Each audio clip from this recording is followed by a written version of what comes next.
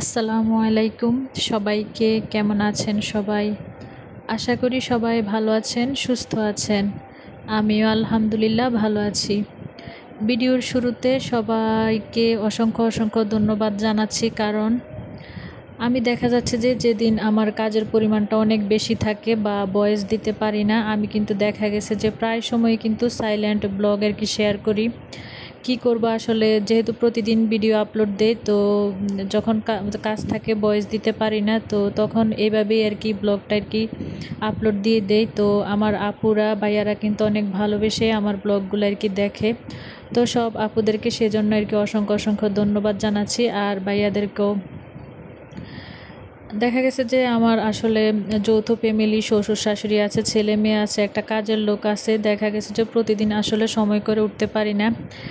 আর এই যে ব্লেন্ডারটা দেখাচ্ছি, প্রায় 15 দিন যাবত আর কি পরিষ্কার করব ভাবতেছি আর কি, মানে পরিষ্কার করতে পারতেছি না। আর আমাদের গ্রামের বাড়িতেও দেখা গেছে যে অনেকেই আসে যে একটু চাউল ব্লেন্ডার করে দেওয়ার জন্য বা একটু আদা রসুন ব্লেন্ডার করে দেওয়ার জন্য। আসলে সবার তো আর সামর্থ্য থাকে না ব্লেন্ডার মেশিন কেনার। তো আমাদের বাড়িটা যেহেতু অনেক বড়, তো 2-3 জন আছে যে তাদের আর কি মাঝে মধ্যে আমি আর কি ব্লেন্ডার করে দেই আদা রসুন, তারপরে চাউল। তো সেই জন্য আর কি খুব তাড়াতাড়ি আর কি ময়লা হয়। আর আজকে যেটা আর কি টাইটেলে আর কি বললাম, ভিডিও টাইটেলে, যে আমরা যদি আসলে খুব সকালবেলা আর কি ঘুম থেকে উঠি, তাহলে কিন্তু আমাদের কাজে অনেক বরকত আসে। আর একদিন যদি একটু দেরি করে উঠি আর কি, তাহলে কিন্তু একেবারেই হিমশিম খেয়ে যাই। তো আমার কিন্তু এমন অবস্থা, কারণ আমার পরিবারে কিন্তু সদস্য সংখ্যা অনেক বেশি, আর কাজের পরিমাণটাও অনেক বেশি, যেহেতু আমাদের গরুর খামার আছে। তো সেজন্য আর কি আমি কিন্তু খুব সকালে একেবারে ঘুম থেকে উঠে নামাজ পড়ে কিন্তু কাজে নেমে যাই। আর যেহেতু দিনটা একেবারে ছোট, সময় করে কিন্তু ভাগ করে কিন্তু কাজগুলো করতে হয়, না হলে কিন্তু একেবারেই হিমশিমে পড়ে যায় আর কি। তো আজকে নাস্তা খাওয়ার পরে তো আমার কিন্তু 7টার মধ্যে কিন্তু নাস্তা কমপ্লিট হয়ে যায়।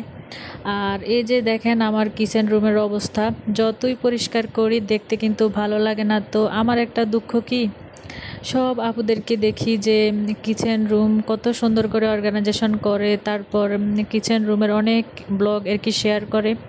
তো আমি কিন্তু চাইলেও পারি না, কারণ আমি যত সুন্দর করে পরিপাটি করে রাখি না কেন, যত সুন্দর করে পরিষ্কার রাখি, ভিডিওতে কেন জানি খারাপ দেখা যায়। কারণ আমার রান্নাঘরটা যেহেতু আর কি টাইলস করা না, আর রঙও করা না, আর অনেক পুরানো বিল্ডিং, সেজন্য আর কি দেখতে একটু খারাপ দেখা যায়। তো ভাবতেছি রং করব তো কতদিন ধরে আর কি ভাবতেছি, কিন্তু আসলে হয়ে উঠতেছে না। তো সেই জন্য আর কি কিচেন রুমের অনেক ভিডিও আমি শেয়ার করতে পারি না, যেহেতু দেখতে খারাপ আর কি দেখা যায়। তো মানুষই কিন্তু আসলে সুন্দরের পূজারী, যে জিনিসটা দেখতে ভালো লাগে সেটাই কিন্তু মানুষ বেশি দেখে, বা যেটা দেখতে ভালো লাগে না, এটা আমার ক্ষেত্র, যেটা দেখতে ভালো লাগে না ওটা কিন্তু মানুষে কমই দেখতে চায়। আর এই যে মিষ্টির প্যাকেটগুলো দেখাচ্ছি, এগুলা কিছুদিন আগে আর কি আমাদের মেহমান আসছিল, তো এগুলো আর কি আমি সুন্দর করে রেখে দিয়েছি।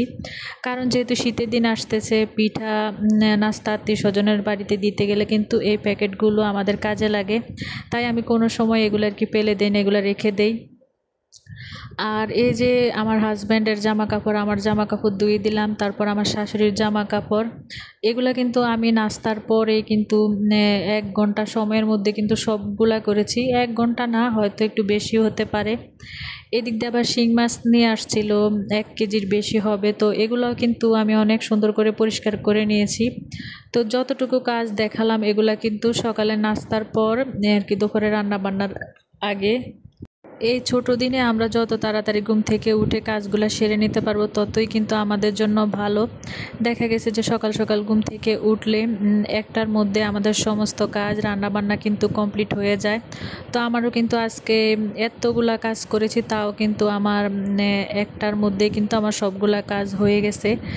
আবার কিন্তু আমার গরুর খাবারও রান্না করতে হয়, এগুলো কিন্তু শেয়ার করি নাই আপনাদের সাথে। তারপর আবার অফ ক্যামেরায় ঘর মুছে নিয়েছি, গরুর খাবার রান্না করেছি, আরও তো অনেক কাজ আছে। তো সবগুলা কাজই কিন্তু আমি 1টার মধ্যে আর কি করে নিয়েছি। তো আজকে রান্না করলাম দুপুরে হচ্ছে জলপাই দিয়ে আর কি ডাল রান্না করলাম, আর এখানে ঢেঁড়স আলু দিয়ে শিং মাছ দিয়ে আর কি রান্না করলাম।